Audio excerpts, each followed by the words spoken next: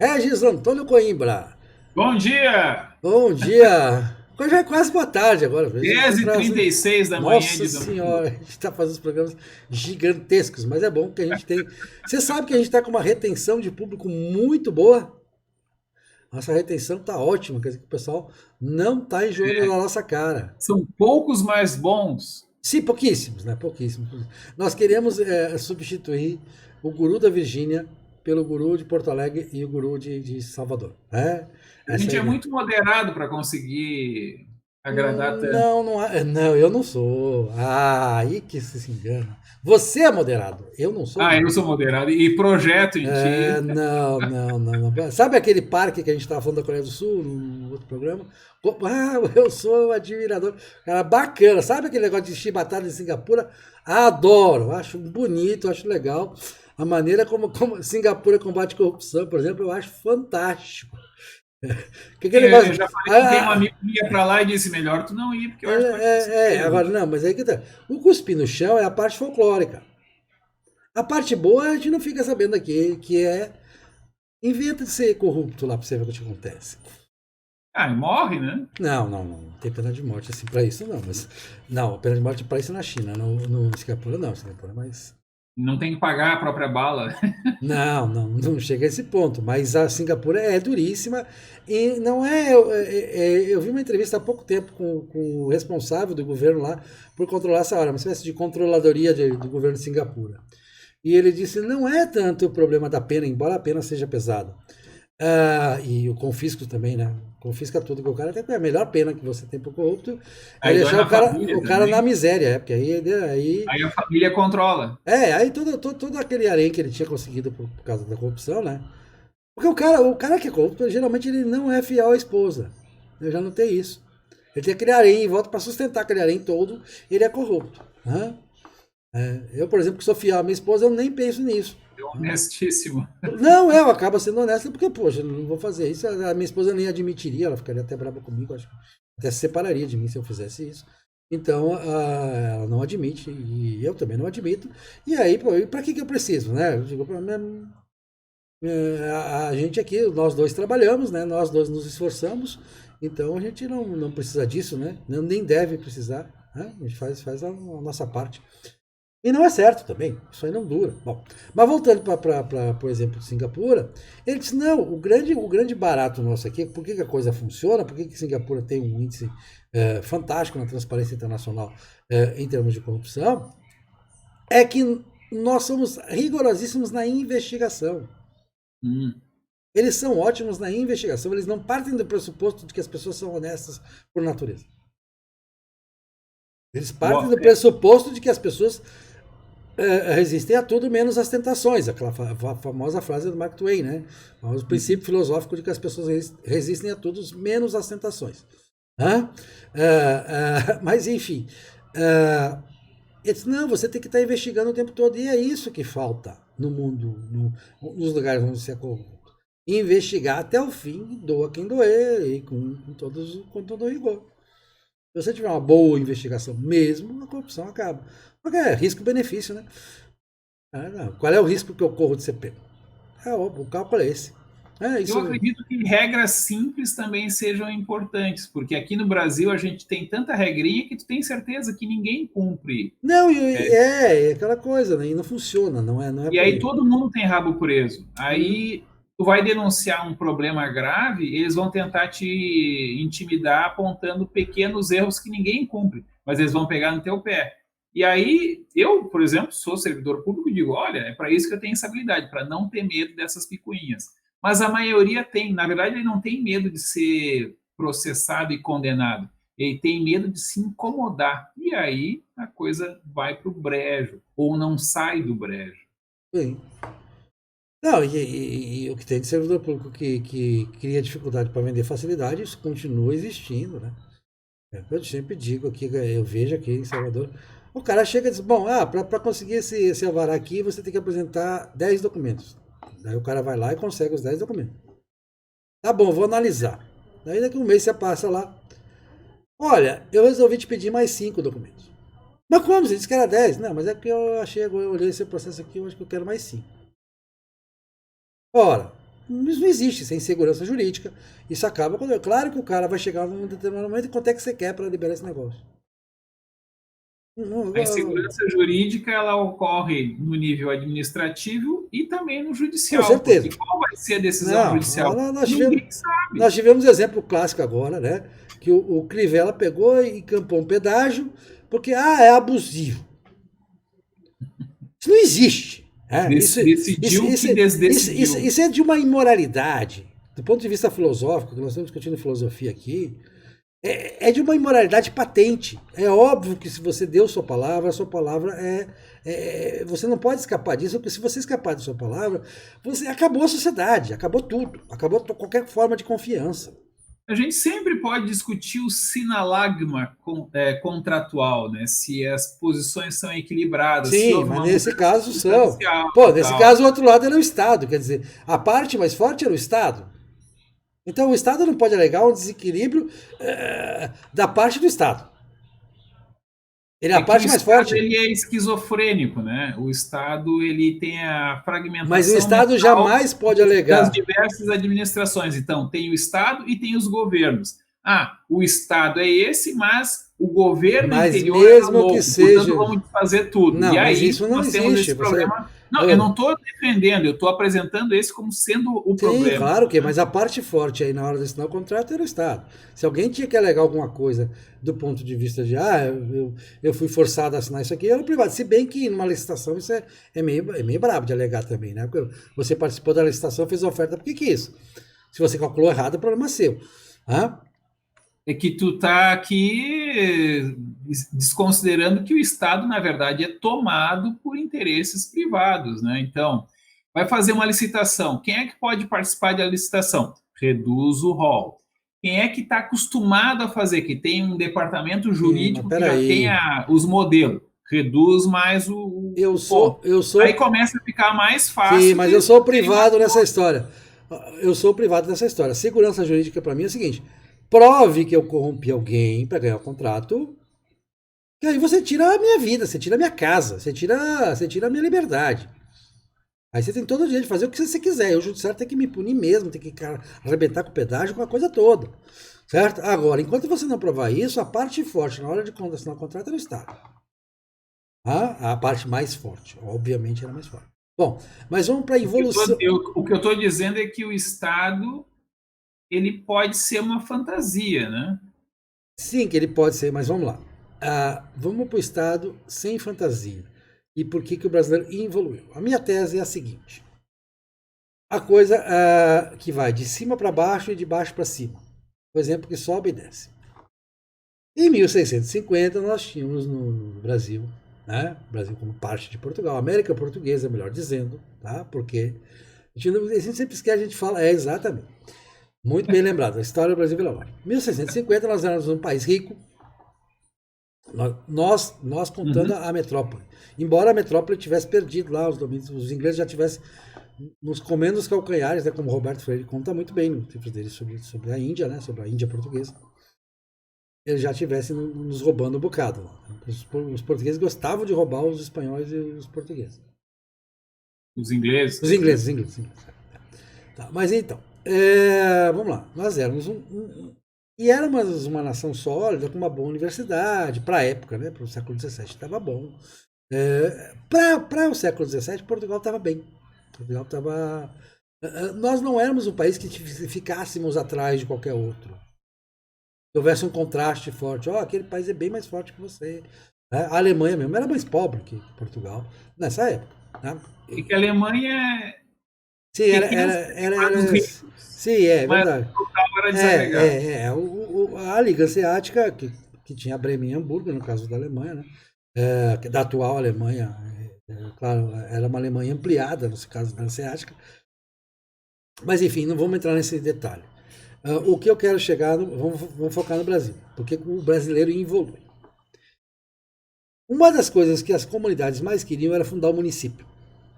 Seja nas capitanias, seja nas capitanias da coroa, seja no território estatal. Para fundar um município, você tinha que erguer um pelourinho à própria custa.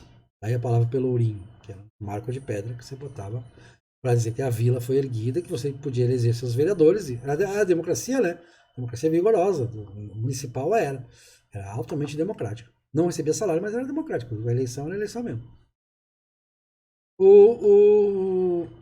Beleza. E você tem que contribuir com a coroa. Com a capitania e com a coroa. Dá dinheiro. Você não recebe um centavo, você tem que dar. Então o seu município ele tem que ter um sentido econômico para existir. É um contrato de risco.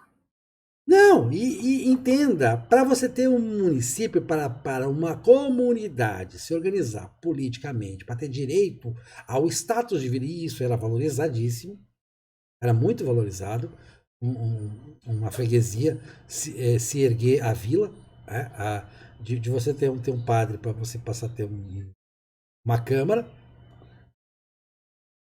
era valorizado, ela tinha que se viabilizar economicamente porque ela ia ter que ser chamada a dar contribuições. Aí lá pelas tantas, durante o Império Brasileiro, a coisa ficou no 0 a 0. Vamos criar impostos para os municípios e impostos para o Império, né? Certo? Vamos dividir aqui, ó. Esse imposto aqui vai para a gente, o outro imposto vai para vocês. Aos poucos isso foi sendo feito. Isso é um processo que consolidou no final do século XIX. Tá? Com as reformas que teve, principalmente no começo da República, então, isso ficou mais agudo.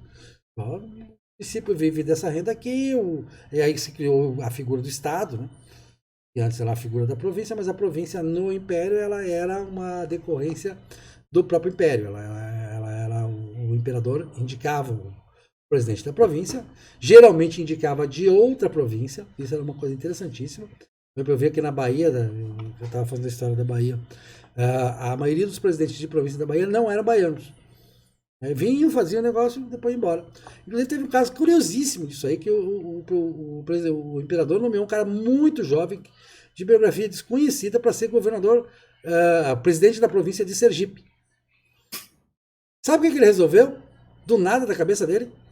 Fundar uma das primeiras capitais planejadas do Brasil, Aracaju. Aracaju é uma capital planejada, totalmente planejada. E foi uma ideia dele que não tinha nenhuma ressonância dentro da sociedade sergipana. Os caras estranharam. Ele usou uma artimanha para conseguir aquilo. É interessante. Bom, mas voltando no tema. E aí, a partir de um determinado momento, começou aquela ideia de transferir. Bom, os municípios não têm poder de arrecadação e tal, tem município pobre que não consegue arrecadar, então vamos transferir. Até que nós chegássemos na Constituição de 88, de estabelecer de tal forma esse dever da União e dos Estados de transferir para os municípios, que hoje a carga tributária total está perto de 40%, mas só 2% do PIB é carga tributária municipal. Então muitos municípios não arrecadam absolutamente nada. E recebem cada vez mais. Eu conto no meu livro o caso de Coari, que recebe, além de receber da União, além de receber dos estados, ainda recebe os tais dos royalties do petróleo, que Coari é o município do Amazonas que mais tem petróleo. O que aconteceu? É um lugar em que a moral, a ética, deram a Deus completamente. A cidade foi tomada pela prostituição, pelo tráfico, os hábitos políticos são os piores possíveis e imagináveis. É uma coisa assim, a prefeitura é completamente disfuncional, a prefeitura que seria em Terras e Rica é uma das piores prefeituras do mundo, ela não faz nada, ela só distribui entre os próprios políticos e quem consegue emprego na prefeitura, emprego para não trabalhar, porque não tem trabalho, não tem o que fazer. Isso eu vejo aqui, eu vejo na Bahia, municípios riquíssimos em royalties e retorno de ICMS, que tem ruas inameadas, tem bairros completamente entregues, sem nenhuma urbanização, sem nenhum recurso, apesar de muito ricas, né? Porque o dinheiro ele vem fácil, e ele ao vir fácil, que acontece com quem tem riquezas naturais, né? Ele acaba sendo saqueado sistematicamente por quem conseguir chegar ao poder. E aí a própria eleição passa a ser um jogo de quem vai ser sócio desse grupo que vai. Os eleitores se colocam. Eu voto em você se eu puder ser sócio disso, né? Se eu puder ganhar minha pontinha. Negócio, porque o dinheiro vem de cima, o dinheiro não é mais. E a gente sabe, Dalrymple tem dito isso, né? Que esses auxílios que vêm de cima, quando Mao já tinha essa teoria também, né? Que embora a teoria dele baseada no negócio lá da Polinésia, mas ele não foi para a Polinésia, eu sabia lá do negócio, não era bem assim. O caso que ele explicou, depois foram lá para a Polinésia e descobriram que ele tinha recebido um relato de lá, mas o relato não era fidedigno. Né? Enfim, eu tô falando, minha dicção não tá boa, né? Eu sei que você faz assim que a minha dicção não tá boa.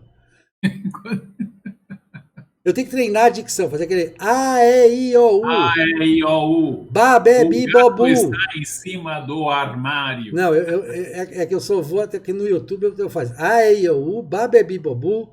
Aí quando eu vou pro K, que é aqui, daí tem que parar, né? Não dá, porque palavrão não pode. Mas enfim. Não, mas a tua dicção não está tão ruim. Às vezes o teu pensamento acelera muito e tu não tem paciência de articular as palavras. É, Mas agora está indo bem, está indo bem. tá bom, voltei ao bom. É porque eu quis dar um relato rápido para pular para a parte que. Não é rápido, nunca é rápido, Aurélio. Eu sei, não consigo. Meu poder de síntese é limitado. Aceita que vai demorar, mas tenta Não, falar no teu ritmo. não, Não, no teu ritmo não. No ritmo que o ouvinte vai poder entender. não, eu sei. Regis, você deve ter notado que você é meu leitor, de que quando eu faço por escrito, eu tenho poder de síntese. Certo? Sim, Certo? mas isso é normal, é muito mais difícil sintetizar, tu tem que ter tempo, aí quando tu vai improvisar, é natural que tu vai começar de um jeito, não, mas esse jeito não tá bom, deixa eu apresentar esse, mas esqueci de não sei o quê. É, Não tem esse planejamento prévio que te permite ser mais sintético, é normal. tá bom, beleza. Então, mas onde vem. Só um detalhe, eu sou professor, né? Então eu dou às vezes 4 vezes a mesma aula na mesma semana. Na primeira vez que eu dou aquela aula, não é tão bom quanto é na terceira ou na quarta vez. Também a repetição te permite ir escolhendo os pontos que tu vai Claro. enfatizar e tudo mais. E quando tu vai falar, tu não tem isso. Na parte escrita, não, é o contrário. Aqui tu É. pensou várias vezes, botou no papel, corrigiu, recortou, colou, né? Não, e teve uma noite de sono entre a ideia e a escrita. Isso é muito bom. É, Eu recomendo às pessoas que estão naquela coisa. O que eu vou escrever? Rapaz, deixa uma noite de sono entre o que você pensou e o que você vai escrever. principalmente se for uma coisa inflamada, né? É, Escreve e deixa dar uma descansada, aí tu vê se tu quer realmente publicar aquilo. dia seguinte te ajuda. Bom, mas vamos para a evolução moral. Então, existe uma evolução moral que eu faço essa relação com o fato de que cada vez mais, isso a Constituição de 88 também colocou, está com eco. O eco está vindo daí. Você está com. Bom, Eu posso diminuir o volume aqui. exatamente. Você vai ter que diminuir o volume. Eu falo mais alto e você diminui o volume. Bom, a Constituição de 88 também colocou muitas pessoas que não era um processo que não existia, na dependência de transferências da União, de pagamentos diretos da União. E isso inclui, aumentou o número de funcionários públicos, ela aumentou o número inventou a benefícios da prestação continuada, aposentadoria rural, se ampliou. E ao mesmo tempo você criou um exército que hoje deve estar em torno de 8 milhões de pessoas, de funcionários públicos municipais, que só são viáveis as prefeituras pagar a eles, e geralmente pagam o salário mínimo mesmo, no Nordeste é assim. Né? No Norte e Nordeste é um salário mínimo, você ganha na prefeitura, um pouco mais que isso. Eles só pagam porque passaram a receber uma fatia, uma parcela muito maior da União. Então eles criaram uma dependência. Isso traz uma degradação moral, segundo Darlimpo. E eu concordo que traga uma degradação moral. Isso mexe com a moral das pessoas. Me parece que mexe. No tempo do regime militar, por exemplo, eles fizeram aquelas frentes de trabalho, que eram para pagar o equivalente ao Bolsa Família, mas você tinha que trabalhar. Eu lembro, o avô da minha esposa me conta muito bem isso. Eu achei lindo o depoimento dele, que ele ajudou a fazer o açude da cidade, que até hoje existe, o açude até hoje existe lá, tá muito bom, bonito e tal, por causa dessa frente de trabalho. E ele ficou muito orgulhoso de construir o açude da cidade. Foi uma seca muito braba, realmente. Ele era agricultor, perdeu realmente a safra, mas teve as alternativas. Olha, você vai trabalhar aqui, nós vamos fazer uma frente de trabalho e você vai ganhar essa sustentação aí, porque você perdeu a safra, a gente sabe que você está necessitado. Vários exemplos assim, os primeiras Bolsas Famílias do Brasil são do século XIX. E são casos específicos. Bom, voltando para a questão. Essa involução moral, desgraçadamente, ela é acompanhada de uma involução econômica, certo? O país, você tinha uma pauta de exportação em 1980, que era composta, na maior parte, por manufaturados. O manufaturado depende da educação que você recebe, depende do esforço que você faz, e você parte para ter uma pauta de exportação que hoje é basicamente de produtos primários. O agronegócio ainda e o sustentáculo, inclusive, moral do país, você pode ver até a forma como as regiões de agronegócio pensam, é totalmente diferente. Elas têm a moral mais rígida.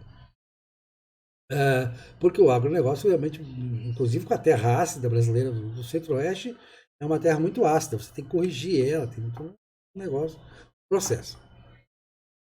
Então o agronegócio realmente é o que continua, mas aumentou a fatia do petróleo, aumentou a fatia do minério de ferro, aumentou a fatia daquelas coisas que exigem muito pouco esforço humano.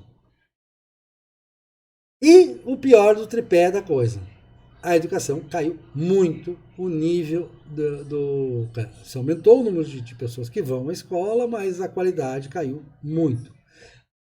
E se passou a ensinar nas escolas algo, do ponto de vista ético, para mim, um efeito sobre a moral, e aí você vai poder dizer as diferenças entre ética e moral aí nesse caso, que é o seguinte: em 1960, se você fosse à escola, eu ainda peguei em 1970, eles te ensinavam que se você desse uma palavra, se você desse a sua palavra, você tinha que cumprir sua palavra. E sua reputação era seu patrimônio. E você tinha que ser uma pessoa honrada. E ser cidadão era ser honrado. Moral e cívica, como se falava, o SPB, que os militares introduziram, era basicamente para dizer isso. Moral, né? Como ter moral. Hoje o que as escolas ensinam é o seguinte: se você não estiver feliz, você quebra o contrato. Se não está te fazendo bem, é aquela psicologia junguiana, né? Não te faz bem, meu querido, você não tá legal. Né? Larga disso, não importa que você deu essa palavra, não importa que você assinou, deixa pra lá. Outro que se vire, outro que se lasque, problema dele. Cuide de você, faça o que for melhor para você. Isso isso quebra completamente a confiança, a que a gente falou de segurança jurídica, porque ninguém mais vai confiar em ninguém. E se ninguém confia em mais ninguém, a economia não dá certo. A sociedade não dá certo. A sociedade fracassa completamente. Né? Porque como é que vai funcionar uma sociedade em que as pessoas não confiam umas nas outras? Então você evolui moralmente também por isso. Então, colocando esses três aspectos, eu deixo você à vontade aí para dizer se eu estou certo no diagnóstico da involução do brasileiro e se tem a ver com algum desses três aspectos. Eu penso que o critério dessa flexibilização dos contratos, né, em nome da justiça social ou do bem-estar subjetivo, não é um fenômeno tipicamente brasileiro apenas. Sim. Isso aí, de certa maneira, é um fenômeno do Ocidente. De uns tempos para cá. Nós temos comprado. Apenas trouxemos como mais um elemento para um problema que é mais orgânico nosso, surgiu aqui mesmo, né? Tu começou lá no início com aquela questão de que a colonização portuguesa, na verdade, ela foi muito organizada, muito centralizada, muito sensata, né? Muito positivista antes do positivismo, vamos dizer assim, né? E criou algumas coisas positivas e outras não tão positivas. Uma coisa muito positiva é que, enfim, o Brasil, na época do primeiro, principalmente do segundo reinado, o Brasil não era muito diferente dos Estados Unidos em termos de riqueza, né? Então, a grande mistério é como é que eles viraram a superpotência, e nós viramos um país aí que não tem assim muito impacto no mundo. A gente acha que o pessoal se preocupa muito conosco, eles estão preocupados com a Amazônia, não é com o Brasil. Eles estão preocupados com o ambiente físico, não é com o povo, né? Então, o povo brasileiro foi dado como caso perdido no mundo inteiro por justas razões. mais ou menos, o pessoal vem aqui e diz que nós somos muito queridos, né? Somos fofinhos. Quando você não tem nenhuma qualidade para apontar em alguém, você diz que ele é querido. É querido, é simpático. Mas, Gostei assim, de você! Não te contrato para nada. Querido, Não quero fazer negócio com você, não quero casar com você, não quero nenhum compromisso com você, não quero nada com você. Mas você os portugueses pelo menos casavam, né? E como? Mas quando você diz assim, você é querido, simpático, é quando você diz, não, eu não quero nada com você, mas você é que é legal. Gostei. Mas a questão é que o Brasil não me parece que ele tinha um caminho tão ruim em 1930, não dava para prever que a gente não daria certo. Muito pelo contrário, em 1930 também se achava que o Brasil ia dar muito certo. Em 1940, mesma coisa. E por aí vai. Nós não éramos vira-latas em 1940. Não. Né? Quer dizer, já era um pouco. Não, em 1950, também não. Não, quem criou muito viralatismo, quem incentivou enormemente o viralatismo, foi Sérgio Buarque de Holanda. Foi uma influência altamente favorável. Né? Raízes do Brasil. Raízes do Brasil é a análise dele, que depois vai influenciar a Florestan Fernandes e tal. O da Mata, atualmente, com a questão do jeitinho. Mas o da Mata já tem outra abordagem, mas tudo bem. Sim, mas ele é tributário dessa discussão. O da Mata não é de esquerda. Discussões muito informais, muito não, mas públicas, vamos dizer assim. O grande problema do Raiz do Brasil, além de ter colocado aquela questão do sexo, que não existia, não existe pecado lá debaixo do Equador, que era uma coisa lá do século XVI, XVII, que tinha a ver com a miscigenação e tal, ele resgata, ele bota numa roda de rodapé e aquilo pegou e aí a gente botou na cabeça que a gente só servia para fazer sexo, né? A gente era desenfreado, não sei o que é uma mentira completa do ponto de vista da história. Mas vamos lá. O grande problema dele a gente tem o 7-1 do futebol no sexo também, será? Já perdemos esse mito? Não, nos Estados Unidos, que tem lá uma grande influência cultural, existe o mito do Latin Lover, né? Mas aí é outra, ele é muito mais hispânico do que brasileiro. Bem que agora tem a depilação brasileira, mas isso não quer dizer, o fato de você depilar brasileiro não significa que você vai deixar de ter integridade na vida íntima, né? Pelo contrário, né? Acho que a mulher pode ser muito bem casada e depilar brasileira, não tem problema nenhum. E a mulher pode ser devassa e não depilar brasileira, deixar a mata intocada. Futebol e sexo e dança o cara tem que praticar bastante, ele acaba ficando razoável, né? Mas eu queria voltar à degeneração. Eu, como católico conservador e inimigo do divórcio e a favor da fidelidade, não concordo com essa tese, mas vamos lá. Vai. Não, mas o fato do cara ser católico não quer dizer que ele não pratica, né? Mas ele tem que praticar com uma pessoa só. Tudo bem. Inteira. Aí vai criando intimidade, né? Claro, fica muito melhor. Não tem preconceito contra uma pessoa só. Apesar de eu não ser assim tão católico, né? Eu sou a favor do sexo nas águas tranquilas do matrimônio. Eu quero voltar aqui então para a questão do brasileiro. Quando é que ele vira tão vira-lata, né? O fenômeno é antigo, mas em 1950 a gente não era tão vira-lata. Não, a gente teve uma fase vira-lata na República, o início da República. O positivismo brasileiro, ele ressaltava o viralatismo. A história do Monteiro Lobato, por exemplo, ele dizia que o caboclo era um nefasto parasita da terra. Canudos era visto como uma sub-raça, aquela coisa, ó o que é o brasileiro e tal, né? Então... não, essa questão da sub-raça, ela é mais antiga, tem no Império já, né? Nós precisamos trocar de povo. É muito mestiço, então temos que importar nós temos que trocar de povo. Alemães, até japoneses, poloneses, para ver se eles não se misturam tanto, né? E criam, então, um povo mais branco. Os argentinos também tinham, né? Os argentinos também tinham. Aí um dia teve um desembarque em Buenos Aires. O Sarmiento, que era o presidente, o Sarmiento era da escola do Mitre, mas não era tão ilustrado quanto o próprio Mitre, não era tão erudito. Mas tinha uma certa erudição. Mas era um Mas cara. então, a Mas aí questão o Sarmento disse pro assessor: pô, mano, não tô vendo nenhum inglês. Sim, Sarmento, a gente só conseguiu italianos. Mas eu queria ingleses. Aí o assessor, mas os ingleses não quiseram não deu vir. para trazer. Não toparam. Sim, Mas continua.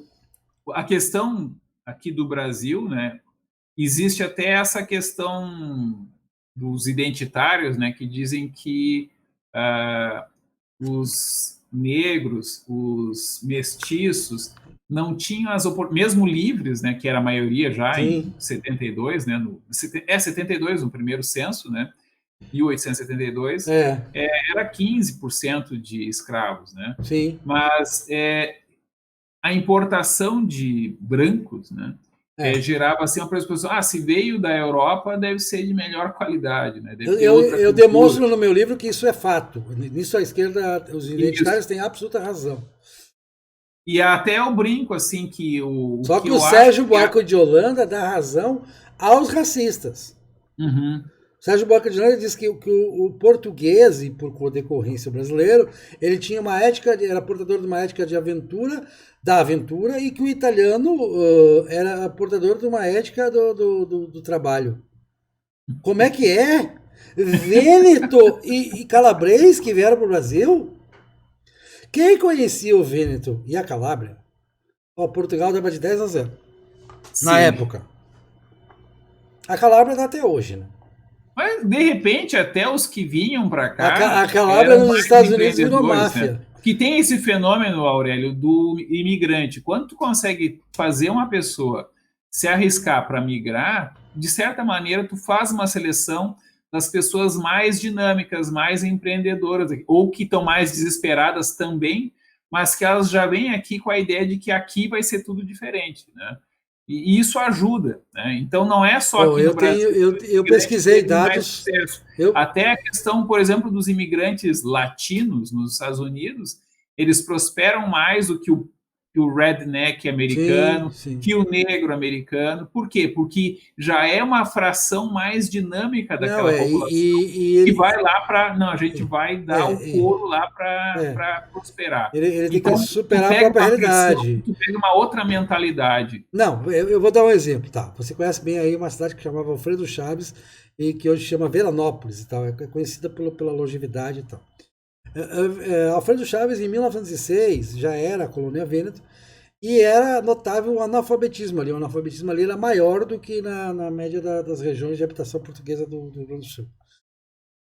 E, no entanto, o fato deles não ser apresentados a uma alternativa econômica, eu digo isso porque eu sei da minha família, a família da minha mãe veio disso, né? Uhum. E toda a história de Caxias do Sul, onde eu nasci, é isso. Você não tinha uma alternativa econômica, você não foi apresentado a uma agricultura de exportação, a um sistema de trocas, um sistema de comércio.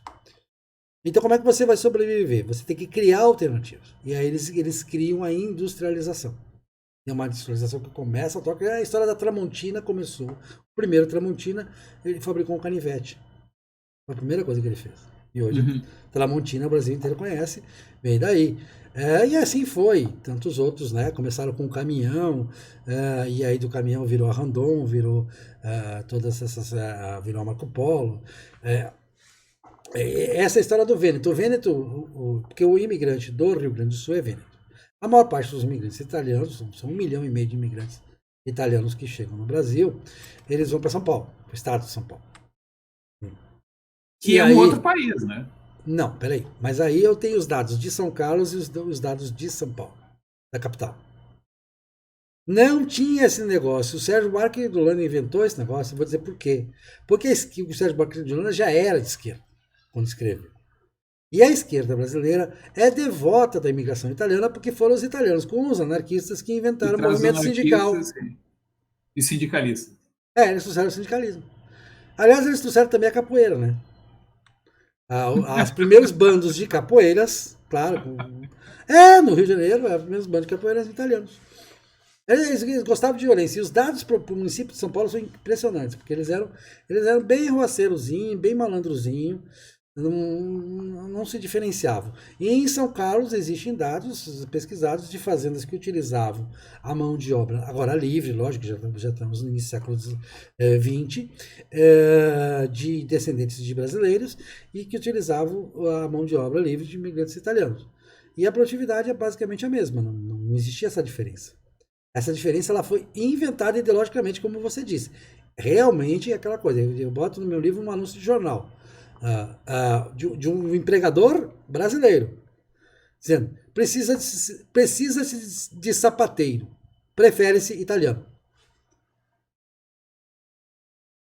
Aqui no Brasil, acho que foi tu que comentou, né, que a recepção dos italianos aqui no Brasil foi muito positiva, diferente da recepção dos italianos e dos irlandeses nos Estados Unidos, Sim. né? Lá eles eram A abaixo, escória. Era a escória. Né, era a escória. Porque mas o que eu ia dizer aqui da degeneração do brasileiro, porque a gente pegou um período muito grande, né? Se você tirar... Questão. O que acontece quando você pega a unificação italiana no século XIX? Esse processo, tem que conhecer o processo de unificação italiana, é muito importante. Inclusive teve o Garibaldi, que foi daqui de lá, né?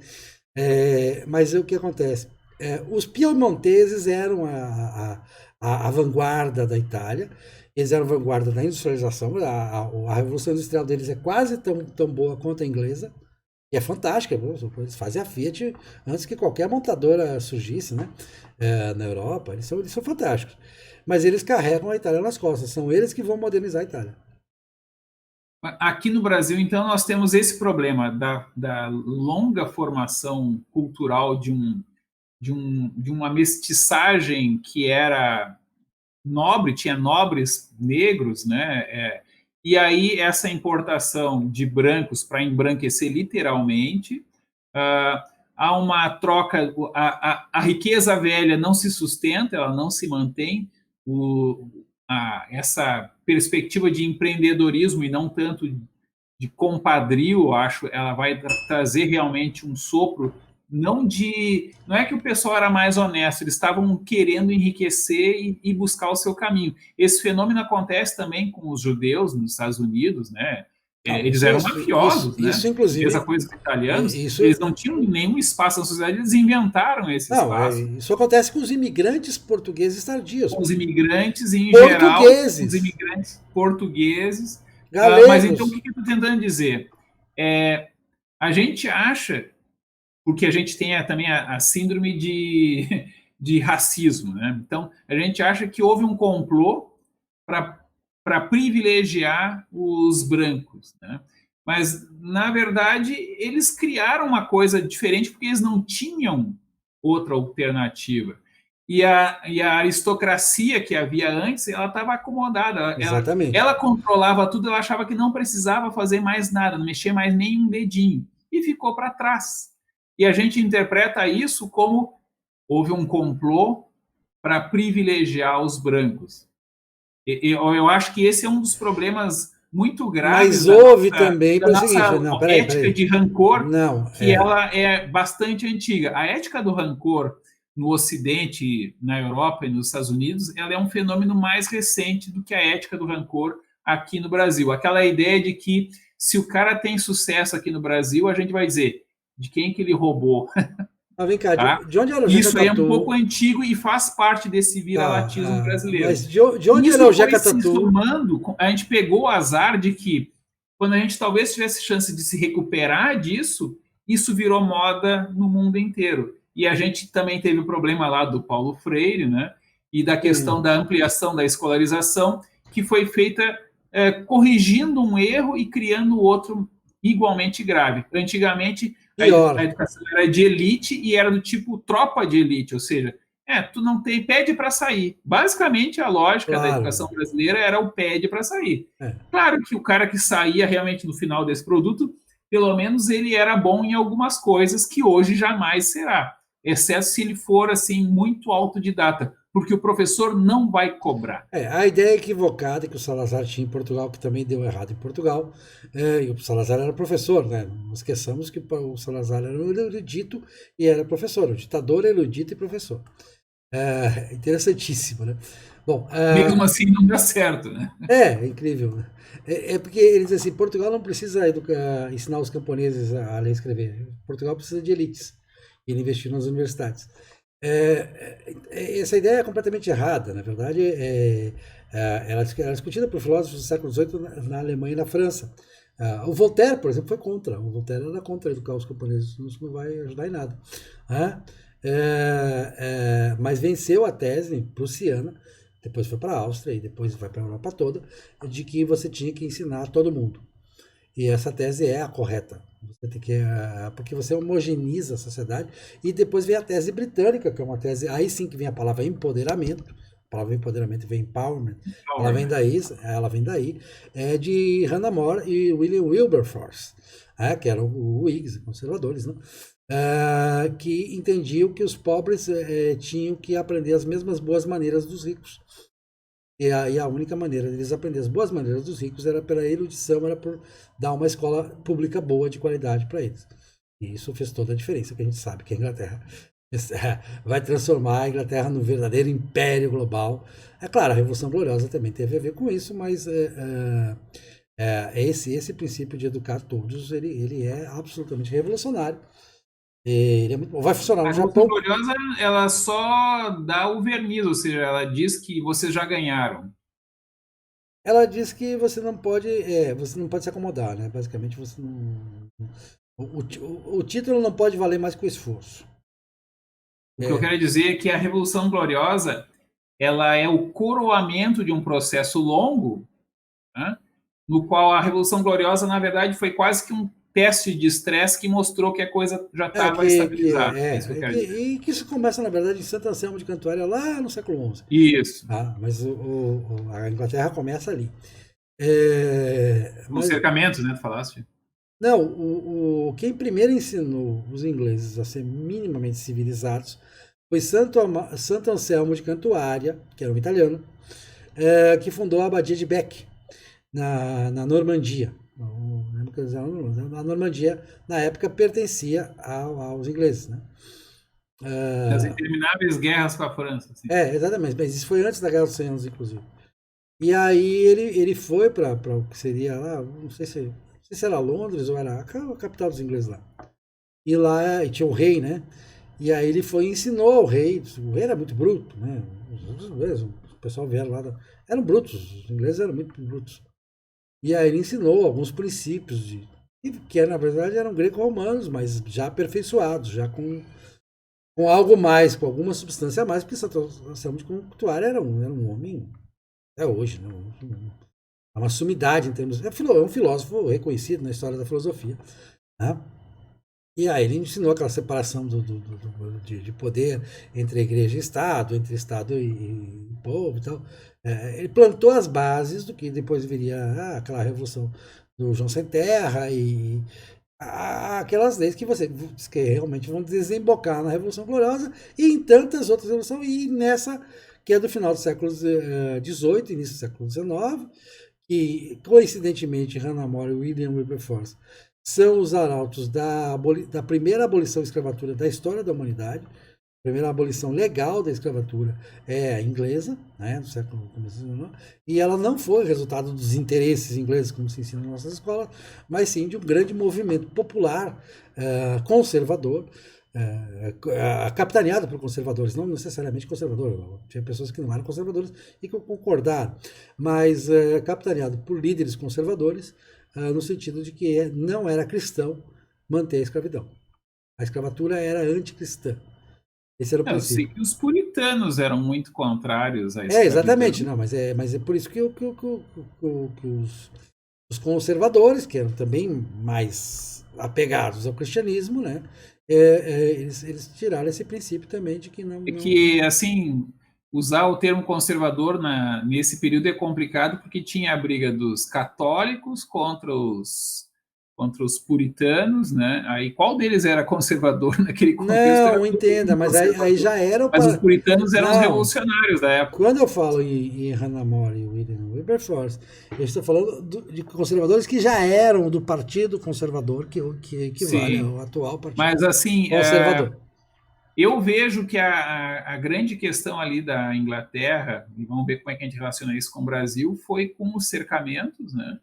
É um processo longo, né, que vai gerar a saída do campo. Então, fica um pessoal mais controlado ali, dá uma racionalização que vai levar à revolução agrícola, e o pessoal que sai de lá e vai para os burgos, vamos dizer assim, para as cidadezinhas, acaba virando mão de obra barata para a industrialização manufatureira, vamos dizer Exato, assim, né? E isso aí cria uma riqueza espraiada, digamos assim, de burguesia, que vai gerar essa tensão. Mas, O Regis, Henrique VIII, ele vai criar aquela confusão gigantesca nós estamos com de criar o 45 minutos de anglicanismo, programa. e é por onde vai entrar o puritanismo. E aí é por aí que vai entrar, digamos, aquela sacada um pouco furada do Weber da ética do capitalismo, que tem, inclusive, a questão de ser contra a escravidão, até porque a lógica do capitalismo é também o trabalho assalariado, né? Então, e aqui no Brasil, o que nós temos? Nós temos um país cujo modelo econômico geral ele é mais parecido com o famoso sul dos Estados Unidos, que era baseado discordo. em uso extensivo de mão de obra latifúndio, sim, escrava mas, na agricultura. mas os E outra, processos são muito deixa eu completar diferentes. aqui. E a questão também da agricultura é que hoje em dia, tu falou, né, do agronegócio, o agronegócio ele é um paradoxo porque ele relativamente não envolve muita gente. Ele é uma gigantesca produção que gera muita riqueza, mas o grosso da população vive na cidade trabalhando numa lojinha que durante a quarentena ficou fechada. Não, né? mas veja bem, calma. Nós Peraí. fatores aqui com problemas de a riqueza é gerada, qual é a lógica da geração da riqueza, onde é que o brasileiro é produtivo? No agronegócio, nós somos muito produtivos. Mas o nosso mercado interno, como um todo, ele não é assim muito produtivo. Ah, mas peraí. Trabalham muitas horas e produzem muito pouco. Sim, a nossa produtividade de mão de obra é ruim. Agora, o agronegócio, ele tem um espraiamento fantástico. Você pega lá Lucas do Rio Verde, Sinop, no Mato Grosso, são cidades com bom índice de salário, espalha essa riqueza assim. Mas é muita gente trabalhando? A questão não é essa, não funciona assim.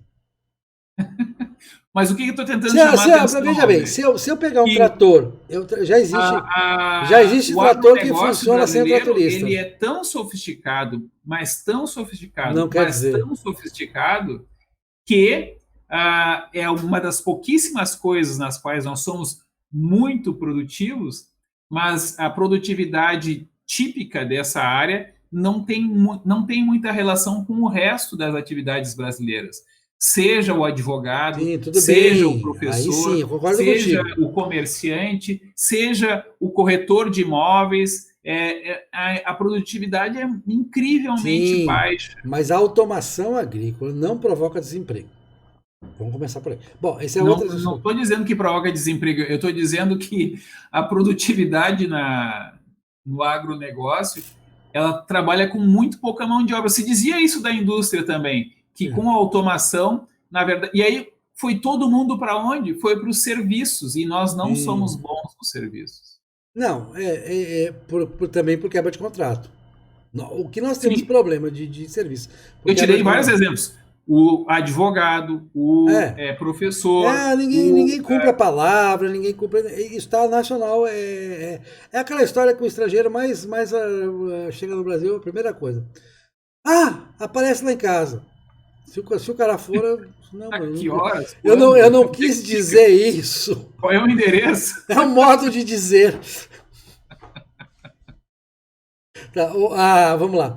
Só para concluir, porque nós já estamos com quase 50 minutos. Você concorda que há uma evolução do brasileiro patente de 50, 60 anos para cá? Moral e ética? Eu não tenho certeza se ficou... De quantos anos? 50, 60 anos para cá. É que eu não tenho certeza sobre o quão representativas são as pessoas que eu conheço. Não, mas você não pode analisar caso pessoal, você tem que ver de uma maneira geral. Porque a minha percepção, é só assim para te dar um exemplo, né? Não é uma constatação empírica. A revolta dos caminhoneiros. Aquilo lá é o brasileiro, o brasileiro de verdade eram os caminhoneiros. Quem é o brasileiro que evoluiu ou evoluiu? Por exemplo, a passagem da matriz católico não praticante para o cristão renovado praticante, isso foi uma evolução ou involução? Evolução. Né? Então, não, eu acredito que tem uma série de transformações. A onda. Não, rapaz, temos que ser altamente gratos a eles. Eles seguraram a onda. Sim, por isso, Aurélio, eu não tenho certeza se houve uma evolução ética do brasileiro ou se as estruturas de poder estão tomadas pelo pessoal que não evoluiu. Ele continuou não chegado em cumprir contratos, ele se acostumou com a supremacia do serviço público, vamos dizer assim, do interesse público, e aí é essa turma que está atrapalhando. Então, houve uma evolução ética do brasileiro, e esse brasileiro que evoluiu é o cara que é odiado com mais forças do que qualquer outra coisa, sob agora o paradoxal xingamento de cidadão de bem. O que mais se odeia? O que a elite brasileira mais odeia? Quem é a elite, em primeiro lugar? Ela odeia o cidadão de bem, que esse cara é evangélico, preconceituoso, isso e aquilo que nem é verdade, mas ele é pintado dessa maneira. Então, o católico renovado também. O povo brasileiro, ele é um povo oprimido por uma elite de esquerda, entre aspas, pelo menos, que se representa como mãe do povo, vamos dizer assim, e é essa elite, entre aspas, que ou evoluiu ou ela permaneceu estagnada num modelo estatista, cartorial e vários outros xingamentos que eu faria aqui, enquanto que o povo ele tem evoluído, mas eles têm sido reprimidos por essa estrutura que diz, não, o que o povo quer é muito bruto, eles são muito ignorantes, eles não sabem que o mais importante do mundo é o identitarismo. Eu acho o patrimonialismo... Ficou para a minha tese? Que sim, mas eu acho que ele tem evoluído. Mas as elites, quem está no poder, tem segurado, tem represado esse povo. Se você falar em servidores públicos nas corporações, eu vou concordar com você. Agora, em relação ao privado, o patrimonialismo privado, a mobilidade social, quem quebra, quem acende, continua relativamente alta para o que quiser se esperar. Então, eu acho que Mas eles são altamente tributados. Eu sempre brinco assim, quem é que paga mais imposto? É o cara que é pobre, ganha um salário mínimo e meio, 2, fuma... toma a sua bebida alcoólica, imposto regressivo porque decide seu consumo. Tem um carro, esse cara paga muito mais imposto do que é possível imaginar. Exato, porque o imposto é regressivo, porque ele é baseado em consumo e tal. Isso aí é outra história. Isso é outro programa. Sim. Então e o servidor público que recebe 20 mil reais acredita sinceramente que ganha 10. Então, a questão permanece aberta. E que ele ganha pouco. Tá, a questão permanece aberta. E a extensão da nossa conversa mostra que a gente tem que uma série de outros temas aí para as próximas. Sim? Certo. Beleza. Valeu.